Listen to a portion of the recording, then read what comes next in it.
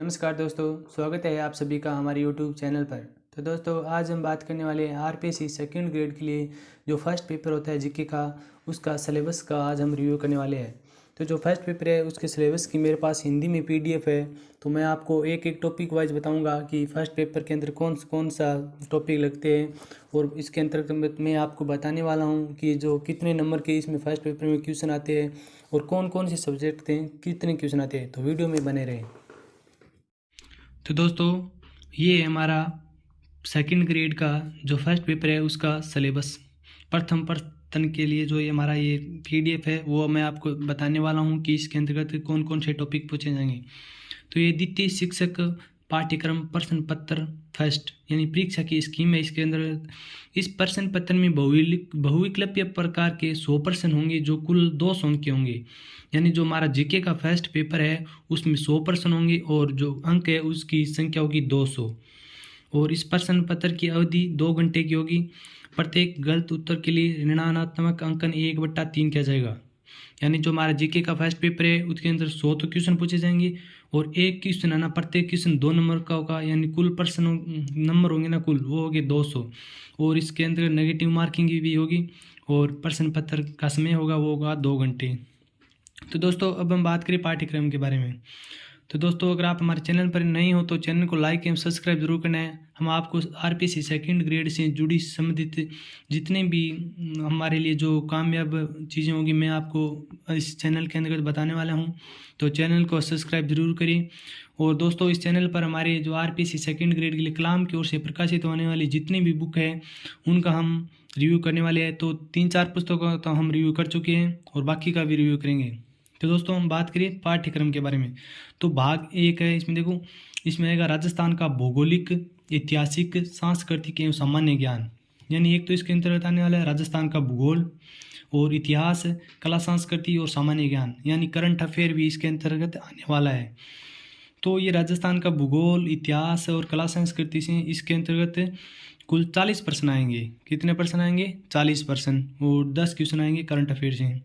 तो मैं आपको बताता हूँ इसके अंदर भूगोल के अंदर कौन कौन से आएंगे। तो इसके अंदर एक आएगा भौतिक विशेषताएं, जलवायु, अपवाह तंत्र, प्राकृतिक वनस्पति, कृषि, पशुपालन, डेयरी विकास, जनसंख्या का वितरण एवं वृद्धि, साक्षरता, लिंगानुपात, जनजातियाँ, उद्योग एवं पर्यटन स्थल। यानी भूगोल से तो हम बात कर चुके हैं, इतने टॉपिक आएंगे। फिर है राजस्थान की प्राचीन संस्कृति एवं सभ्यताएं। इसके अंतर्गत आएगा कालीबंगा, आहड़, गणेश्वर, विराट। दोस्तों, जो प्राचीन सभ्यता है उनको हमें 4 ही पढ़नी है। कौन कौन सी है? देखो, कालीबंगा, आहड़, गणेश्वर और विराट। इनके अलावा जितनी भी सभ्यता है ना वो हमें नहीं पढ़नी है। जैसे बालाथल है, सोंथी है, रंगमहल है, उनको हमें नहीं पढ़ना है। हमें सिर्फ इन 4 को ही पढ़ना है। इन चारों में से ही क्वेश्चन आएगा। आप देख सकते हो पीछे के एग्जाम में आए हुए ना, वो क्वेश्चन भी देख लेना। इन 4 से बाहर कोई क्वेश्चन नहीं आया हुआ है। आप कहीं रटने बैठ जाओ और पूरी सभ्यता पढ़ डालो, वो नहीं करना है आपको। फिर ये राजस्थान का 8वीं सदी से 18वीं सदी तक का इतिहास।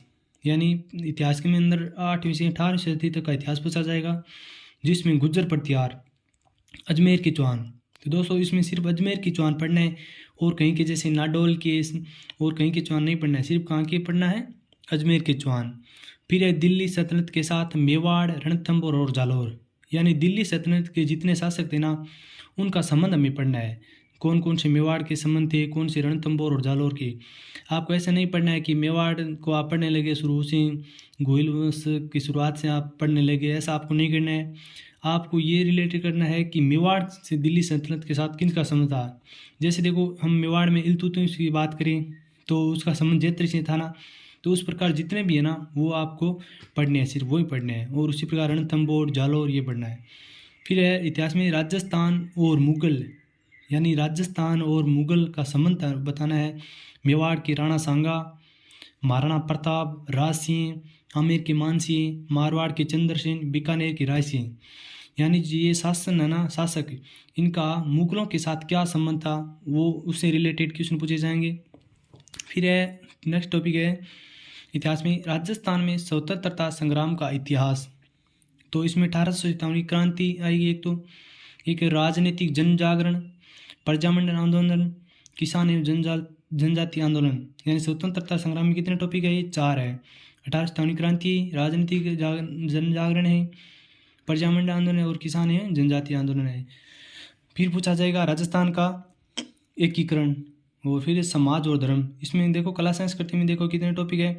लोक देवता और लोक देवियाँ हैं, राजस्थान के संत है, स्थापत्य कला के अंदर मंदिर है, दुर्ग एवं महल है, चित्रकला की विभिन्न शैलियाँ हैं, मेले और त्यौहार है, रीति रिवाज, वेशभूषा और आभूषण है, लोक संगीत और नृत्य है, भाषा और साहित्य है। दोस्तों ये आपको न्यूज़ जिलों के अपडेट के अनुसार ही पढ़ना है। आगे ले चलता हूँ मैं आपको। फिर ये हम बात करने वाले हैं राजस्थान पॉलिटी के अंदर कौन से टॉपिक है।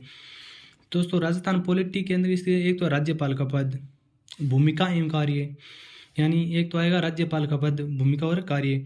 फिर मुख्यमंत्री एवं कैबिनेट, यानी मुख्यमंत्री और मंत्री परिषद आएंगे। फिर राज्य सचिवालय आएगा, मुख्य सचिव। फिर संगठन, जैसे राजस्थान लोक सेवा आयोग की भूमिका पूछा है, राज्य मानव अधिकार आयोग पूछा है, पंचायती राज पूछा है और राजस्थान में राज्य विधानसभा। तो दोस्तों इनके अलावा आपको कुछ नहीं पढ़ना है। आप कहीं पर वो पढ़ने लग जाओ, वित्त आयोग है, वो निर्वाचन आयोग है, वो आपको नहीं पढ़ना है। सिर्फ आपको क्या अनुसार पढ़ना है, जैसे आप महिला आयोग भी नहीं है इसमें। देखो राजस्थान में पॉलिटी में थोड़े टॉपिक लगते हैं, इसके अंदर मानव अधिकार आयोग के बारे में इसमें पढ़ना है। जैसे राजस्थान लोक सेवा आयोग के जितने भी अनुच्छेद है 312, 13, 15, 16 ये सब है ना, ये क्या है आपको पढ़ने हैं। फिर भाग 2 में देखो राजस्थान समसामयिकी, इसके अंतर्गत आएंगे राजस्थान है करंट अफेयर, प्रमुख राज्य के स्तर के सामाजिक, आर्थिक, राजनीतिक घटनाक्रम एवं समसामयिक मुद्दे, खेल कूद से संबंधित पहलू। फिर है भाग 3। तो दोस्तों भाग 3 में है भारत एवं विश्व का सामान्य ज्ञान, भारत एवं विश्व का सामान्य ज्ञान।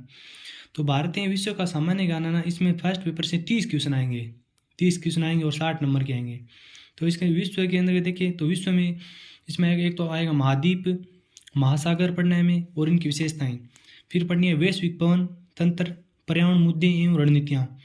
और फिर पढ़ना है वैश्वीकरण एवं इसके प्रभाव, जनसंख्या, प्रवृत्ति एवं वितरण पढ़ना है। और फिर है भारत, भारत के भूगोल में पढ़ना है आपको भौतिक विशेषताएं, मानसून प्रणाली, अपवाह तंत्र, यानी इसमें सभी नदियाँ आएंगी ना वही पढ़नी है। और है प्राकृतिक वनस्पति एवं ऊर्जा और स्रोत। तो जियोग्राफी में भारत की कम ही टॉपिक है इसके अंदर। फिर है भारतीय अर्थव्यवस्था, इसमें आपको पढ़ना है भारत में कृषि पढ़नी है, एक तो उद्योग एवं सेवा क्षेत्र में वृद्धि एवं विकास, भारत का विदेशी व्यापार, प्रवृत्ति, संरचना एवं निर्देशन। तो दोस्तों भारत की जो अर्थव्यवस्था है इसमें जो आर्थिक समस्या आएगी ना वही पढ़ लेनी है, क्योंकि उसी में से क्वेश्चन आते हैं करंट से रिलेटेड। फिर है भारतीय संविधान, राजनीतिक व्यवस्था एवं विदेश नीति। तो इसके अंतर्गत एक तो पढ़ना है भारत सरकार अधिनियम 1919 और 1935। देखो जो भारत शासन अधिनियम 1919 और 35 है ना, उसके संदर्भ में आपको पढ़ना है इतिहास। फिर है भारतीय संविधान निर्माण में अम्बेडकर का योगदान पढ़ना है, भारतीय संविधान की प्रमुख विशेषताएं, मूल अधिकार और कर्तव्य, राज्य के नीति निर्देश तत्व, भारत के राष्ट्रपति, प्रधानमंत्री, भारत के प्रमुख राजनीतिक दल, भारतीय विदेश नीति के सिद्धांत एवं इसके निर्माण में नेहरू का योगदान, भारत एवं संयुक्त राष्ट्र संघ, वैश्वीकरण के विशेष संदर्भ में, अंतर्राष्ट्रीय राजनीति में उभरती प्रवृत्तियाँ। और फिर भाग 4 में आएगा शिक्षा मनोविज्ञान।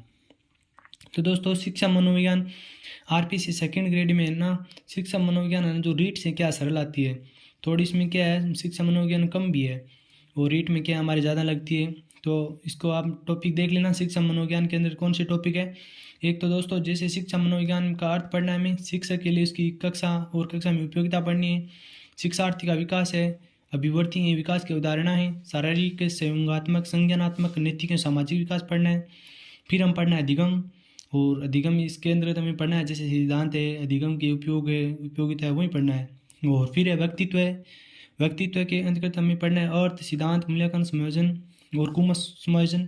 फिर है बुद्धि, इसमें पढ़ना है हमें बुद्धि के प्रकार, ये पढ़ना है बुद्धि का मापन। फिर पढ़ना है अभिप्रेरणा, और फिर पढ़ना है व्यक्ति की विभिन्नताएं। और लास्ट में है आत्म संकल्पना, अभिवृत्तियाँ, रुचि, आदतें, अभियोगिता एवं सामाजिक कौशल की शिक्षा की संकल्पना एवं अनुप्रयोग। तो दोस्तों ये है हमारा फर्स्ट पेपर।